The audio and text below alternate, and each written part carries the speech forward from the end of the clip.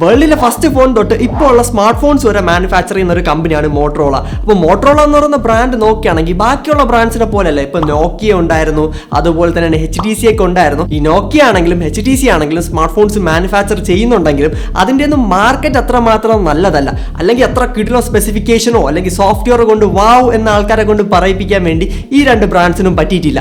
എന്നാൽ അതേ സമയത്ത് മോട്ടറോള എന്ന് പറയുന്ന ബ്രാൻഡ് നോക്കുകയാണെങ്കിൽ ഇപ്പോഴും ആൾക്കാർ മേടിക്കുന്നുണ്ട്. ആൻഡ് നല്ല രീതിയിലുള്ള ഒരു മാർക്കറ്റ് ഷെയറും മോട്ടറോളയ്ക്ക് ഉണ്ട്. അതിനുള്ള മെയിൻ റീസൺ എന്ന് പറയുന്നത് മോട്ടറോള എന്ന് പറയുന്ന ഫോൺസിന്റെ ടോട്ടൽ വാല്യൂ തന്നെയാണ്. എന്തൊക്കെ പറഞ്ഞാലും മോട്ടറോള ഫോൺസിന് ഒരു മേജർ ഇഷ്യൂ ഉണ്ട്. ഒന്നല്ല, രണ്ട് മേജർ ഇഷ്യൂ ഉണ്ട്. അപ്പൊ അതിനെയൊക്കെ പറ്റി ഡിസ്കസ് ചെയ്യാം. അതിനു മുന്നേ ദിസ് ഈസ് ഫോൺമേഴ്സ്, ഇതാണ് മോട്ടറോളയുടെ വീഡിയോ. രണ്ട് പ്രോബ്ലമാണ് മോട്ടറോളയ്ക്ക് ഉള്ളത്. ഒന്നെന്ന് പറയുന്നത് സർവീസ് ആണ്. സർവീസ് റിലേറ്റഡ് ആയിട്ട് മിക്ക ആൾക്കാരും കംപ്ലൈൻറ്റ്സ് പറയുന്നുണ്ട്. അപ്പോൾ മോട്ടറോള ഫോൺസ് മേടിക്കും മുൻപ് സർവീസ് സെന്ററും വീട്ടിനടുത്തുണ്ടോ എന്ന് ഉറപ്പുവരുത്തുക. അതായത് ഇപ്പോൾ അടുത്ത ഡിസ്ട്രിക്റ്റിലാണ് സർവീസ് സെന്റർ അല്ലെങ്കിൽ നല്ല ദൂരത്താണ് സർവീസ് സെന്റർ ഉള്ളതെങ്കിൽ ആ ഒരു ഫോൺ സ്കിപ്പ് ചെയ്യുന്നതായിരിക്കും ബെറ്റർ. കാരണം സർവീസ് സെന്റർ എപ്പോഴും യൂസ് വരുന്ന ഒരു സംഭവമല്ല. എന്നിരുന്നാൽ പോലും നമ്മൾ ഏതൊരു ഫോൺ പർച്ചേസ് ചെയ്താലും സർവീസ് സെന്റർ ഒരു 20 കിലോമീറ്റർ റേഡിയസിനകത്തുണ്ടെങ്കിൽ വളരെ യൂസ്ഫുൾ ആയിരിക്കും. ഇൻ കേസ് എന്തെങ്കിലും കംപ്ലൈന്റ് ഉണ്ടെങ്കിൽ നമുക്ക് ഈസി ആയിട്ട് ഫിക്സ് ചെയ്യാൻ പറ്റും. ഇപ്പോൾ സർവീസ് സെന്റർ ദൂരെ ആണെങ്കിൽ നമ്മൾ ഒരുപാട് ബുദ്ധിമുട്ടാനുള്ള ചാൻസസ് ഉണ്ട്. ആൻഡ് സ്പെയർ പാർട്സിന്റെ ഇഷ്യൂസും മോട്ടറോള യൂസേഴ്സ് പറയുന്നുണ്ട്. അപ്പോൾ അതിനെപ്പറ്റിയും ഒന്ന് പ്രോപ്പർ ആയിട്ട് ഒന്ന് സ്റ്റഡി ചെയ്യുക. അപ്പോൾ എല്ലായിടത്തും ഈ ഒരു ഇഷ്യൂ ഉണ്ടെന്നല്ല ഞാൻ പറയുന്നത്. സർവീസ് സെന്റർ വീട്ടിനടുത്തുണ്ടോ എന്ന് ഉറപ്പുവരുത്തുക. ആൻഡ് സർവീസ് സെന്ററിന്റെ പെർഫോമൻസ് അല്ലെങ്കിൽ അവർ കൊടുക്കുന്ന സർവീസിന്റെ ക്വാളിറ്റിയും കൂടെ ഒന്ന് മനസ്സിലാക്കി വെച്ചേക്കുക മോട്ടറോള ഫോൺസ് പർച്ചേസ് ചെയ്യുന്ന മുൻപേ. ആൻഡ് ഇത് പിന്നെയും കുഴപ്പമില്ലെന്ന് പറയാൻ പറ്റും. ഇപ്പോൾ സർവീസ് സെന്റർ അടുത്തുണ്ടെങ്കിലും സർവീസിന്റെ പെർഫോമൻസ് നല്ലതാണെങ്കിലും മോട്ടറോള ഫോൺസ് നമുക്ക് ഈസി ആയിട്ട് മേടിക്കാൻ പറ്റും. എന്നാൽ മോട്ടറോള ഫോൺസിന്റെ മെയിൻ ഇഷ്യൂ വേറൊന്നുമല്ല, അതിന്റെ സോഫ്റ്റ്വെയർ തന്നെയാണ്. 2024 മോട്ടറോളയുടെ എഡ്ജ് 50 Pro എന്ന് പറയുന്ന ഡിവൈസ് വന്നപ്പോൾ മോട്ടറോള പുതിയൊരു സ്കിൻ കൊണ്ടുവന്നായിരുന്നു. അതാണ് മോട്ടറോളയുടെ ഹലോ UI. കുറെ കസ്റ്റമൈസേഷനും കുറെ ഫീച്ചേഴ്സും, അതായത് ഒരു ക്യാരക്ടർ കൊണ്ടുവന്നിട്ടുണ്ടായിരുന്നു. നേരത്തെ ഉള്ള മോട്ടറോളയുടെ സോഫ്റ്റ്വെയർസ് നോക്കുകയാണെങ്കിൽ ആൻഡ് അതിൽ വലിയതായിട്ട് വലിയ എക്സ്പീരിയൻസോ അല്ലെങ്കിൽ ഒരുപാട് നമുക്ക് ഫീച്ചേഴ്സോ ഒന്നും തന്നെ കിട്ടുന്നില്ല. മോട്ടറോളയുടെ ജസ്റ്റേഴ്സ് ഒക്കെ കിട്ടുമെങ്കിലും അതിനൊരു ക്യാരക്ടർ ഇല്ല. നോർമലി സോഫ്റ്റ്വെയറിൽ കിടിലും ആനിമേഷൻസോ അല്ലെങ്കിൽ കുറെ വിഡ്ജറ്റ്സോ അങ്ങനത്തെ ഫാൻസി പരിപാടിയൊന്നും മോട്ടറോള കൊടുക്കാറില്ലായിരുന്നു. എന്നാൽ 2024 മോട്ടറോള എഡ്ജ് 50 സീരീസ് ഇറങ്ങിയപ്പോൾ മോട്ടറോള ക്ലെയിം ചെയ്ത ഒരു കാര്യമാണ് നമ്മൾ പ്രോപ്പർ ആയിട്ട് സോഫ്റ്റ്വെയർ അപ്ഡേറ്റ് പ്രൊവൈഡ് ചെയ്യുന്നത്. ആൻഡ് ആ ഒരു ക്ലെയിം ഫേക്ക് ആയിട്ട് എനിക്ക് ഫീൽ ചെയ്യുന്നുണ്ട്. കാരണം മോട്ടറോള എഡ്ജ് 50 Pro ഇറങ്ങിയപ്പോൾ മോട്ടറോള ക്ലെയിം ചെയ്ത് അത്രയും സോഫ്റ്റ്വെയർ അപ്ഡേറ്റോ അല്ലെങ്കിൽ അതിലുള്ള ബഗ്സ് ഒന്നും ഇതുവരെയും ഫിക്സ് ചെയ്യാൻ പറ്റിയിട്ടില്ല. ആ ഒരു ഫോൺ ഇറങ്ങിയിട്ട് അത്യാവശ്യം നല്ല ടൈമായി, എന്നിട്ട് പോലും മോട്ടറോള അതൊന്നും ഫിക്സ് ചെയ്യുന്നില്ല. ഫോർ എക്സാമ്പിൾ, മിക്ക ആൾക്കാരും എൻ്റെ അടുത്ത് വന്ന് പറയുന്ന ഒരു കംപ്ലൈന്റ് ആണ്, ഈ ഒരു മോട്ടറോള ഫോൺസ് ഒക്കെ കൊള്ളാം, സംഭവമൊക്കെ അടിപൊളി തന്നെയാണ്. എന്നാൽ സോഫ്റ്റ്വെയറിൽ നമ്മളിപ്പോൾ ക്യാമറ ആപ്ലിക്കേഷൻ ഓപ്പൺ ചെയ്യുകയാണെങ്കിൽ ആ ഒരു ക്യാമറ ആപ്ലിക്കേഷൻ്റെ കംപ്ലീറ്റ് UIയും വളരെ ലാഗി എക്സ്പീരിയൻസ് ആണ് പ്രൊവൈഡ് ചെയ്യുന്നതെന്ന് മിക്ക യൂസേഴ്സും പറയുന്നുണ്ട്.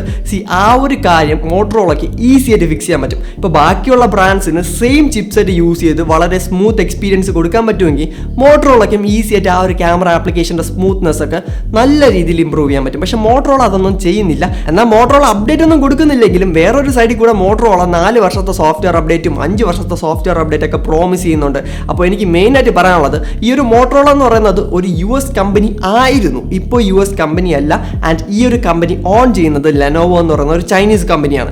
അപ്പോൾ എനിക്ക് പറയാനുള്ള മെയിൻ ഫാക്ടർ എന്ന് പറയുന്നത്, ഈ ലെനോവോയുടെ ഫോൺസ് യൂസ് ചെയ്തവർക്ക് അറിയാം, അല്ലെങ്കിൽ പഴയ മോട്ടറോള ഫോൺസ് യൂസ് ചെയ്തവർക്കും അറിയാൻ പറ്റുന്ന ഒരു കാര്യമാണ്, സോഫ്റ്റ്വെയർ അപ്ഡേറ്റ് കിട്ടത്തില്ല.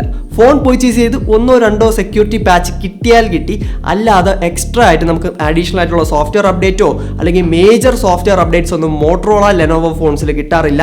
ആൻഡ് 2023 ഫ്ലാഗ്ഷിപ്പ് ഫോൺസിൽ പോലും ഇതുവരെയും ആൻഡ്രോയിഡ് 14 അപ്ഡേറ്റ് പോലും മോട്ടറോള കൊടുത്തിട്ടില്ല. ആ ഒരു കാര്യം കൊണ്ടാണ് മോട്ടറോള ഫോൺസ് ഞാൻ മടിക്കുന്നത് റെക്കമെൻഡ് ചെയ്യാൻ വേണ്ടി.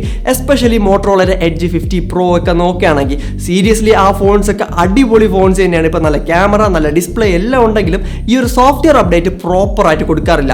വളരെ സ്ലോ ആണ് ഇപ്പോഴും മോട്ടറോളയുടെ സോഫ്റ്റ്വെയർ അപ്ഡേറ്റ് പോളിസി എന്ന് പറയുന്നത്. അതായത് നല്ല ഡിലേ ആണ്. ഫോൺ ഇറങ്ങി 4-5 മാസം കഴിഞ്ഞിട്ട് പോലും വളരെ കുറച്ച് അപ്ഡേറ്റ്സ് മാത്രമേ പുഷ് ചെയ്തിട്ടുള്ളൂ. അത് തന്നെ വളരെ മോശം അപ്രോച്ചാണ് മോട്ടറോളയുടെ സൈഡിൽ നിന്ന് കാണാൻ പറ്റുന്നത്.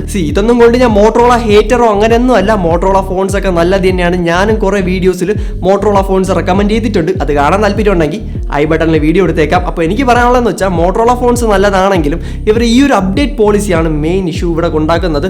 ആ ഒരു അപ്ഡേറ്റിന്റെ കാര്യം കൂടെ ഒന്ന് പ്രോപ്പർ ആക്കി ഫോൺസ് കുറച്ചുകൂടെ സ്മൂത്ത് ആക്കുകയാണെങ്കിൽ Motorola phones one of the best phones ആണ്. ഇതിപ്പോൾ പെർഫോമൻസ് ഓറിയന്റഡ് ആൾക്കാർക്കല്ല ഞാൻ മോട്ടറോള റെക്കമെൻഡ് ചെയ്യുന്നത്. പക്ഷേ 30,000 റേഞ്ചിലും 25,000 റേഞ്ചിലൊക്കെ നല്ല വാല്യൂ ഫോർ മണി, നല്ലൊരു ക്യാമറ എക്സ്പീരിയൻസ് തരുന്ന ഒരു ഫോണാണ് മോട്ടറോള മെയിൻ ആയിട്ട് തരുന്നത്. ആ ഒരു ഫോണിന്റെ സോഫ്റ്റ്വെയറും കൂടെ ബെറ്റർ ആവുകയാണെങ്കിൽ നല്ലതായിരുന്നു. ആൻഡ് മിക്ക ആൾക്കാരും ഇപ്പോഴും ക്ലെയിം ചെയ്യുന്ന വേറൊരു ഫാക്ടറാണ് മോട്ടറോള ഫോൺസിന്റെ സോഫ്റ്റ്വെയറിൽ ആഡ്സും ഇല്ല, ബ്ലോട്ട്വെയറും ഇല്ല. 20,000 രൂപയുടെ താഴെയുള്ള മോട്ടറോള ഫോൺസിലൊക്കെ ആഡ്സും ഉണ്ട്, ബ്ലോട്ട്വെയറും ഉണ്ട്. അപ്പോൾ എനിക്ക് മെയിനായിട്ട് പറയാനുള്ളത് മോട്ടറോള ഫോൺസും 2024 ക്ലീൻ അല്ല. ബാക്കിയുള്ള എല്ലാ ചൈനീസ് ബ്രാൻഡ്സിനെ പോലെ തന്നെയാണ് മോട്ടറോളയും വരുന്നത്. ഇപ്പോഴും മോട്ടറോള എഡ്ജ് 50 പ്രോ ആണെങ്കിലും അതിന് മുകളിലോട്ടുള്ള സെഗ്മെന്റ് ആണെങ്കിൽ പോലും അത്യാവശ്യം ക്ലീൻ എക്സ്പീരിയൻസ് ആണ് പ്രൊവൈഡ് ചെയ്യുന്നത്. ഇതൊന്നും പറഞ്ഞ് വളരെ മോശമായിട്ട് ഞാൻ പറയുന്നില്ല. കാരണം 20,000 രൂപയ്ക്ക് അകത്തൊരു ഫോൺ പ്ലേസ് ചെയ്യണമെങ്കിൽ അല്ലെങ്കിൽ നല്ലൊരു value for money phone create ചെയ്യണമെങ്കിൽ കുറച്ച് ആഡ്സും ബ്ലോട്ട്വെയർ ഒന്നും കുഴപ്പമില്ലെന്നാണ് ഞാൻ പറയുന്നത്. പക്ഷേ 25,000 രൂപയ്ക്കോ 30,000 രൂപയ്ക്കോ കോസ്റ്റ് കട്ടിംഗ് എന്ന് പറയുന്ന പേരിൽ ചില ബ്രാൻഡ്സ് ആഡ്സും ബ്ലോട്ട്വെയർ ഒക്കെ തരാറുണ്ട്. അപ്പോൾ അതുപോലെയൊന്നും മോട്ടറോള ഇതുവരെ ചെയ്തിട്ടില്ല, ഇനി ചെയ്യത്തില്ല എന്ന് നമുക്ക് വിശ്വസിക്കാൻ പറ്റും. പക്ഷെ ഒരു ബ്രാൻഡിനെ പറ്റി നമുക്ക് ഉറപ്പിച്ച് പറയാൻ പറ്റത്തില്ല അവർ ഇനി ബ്ലോട്ട്വെയറും ആഡ്സും തരത്തില്ല എന്ന്. അപ്പോൾ ഈ ഒരു വീഡിയോ ഇഷ്ടമായിട്ടുണ്ടെങ്കിൽ തീർച്ചയായും നമ്മുടെ ബാക്കിയുള്ള വീഡിയോസ് കൂടെ ചെക്കൗട്ട് ചെയ്ത് നോക്കാം. This is Phonemos. ബൈ.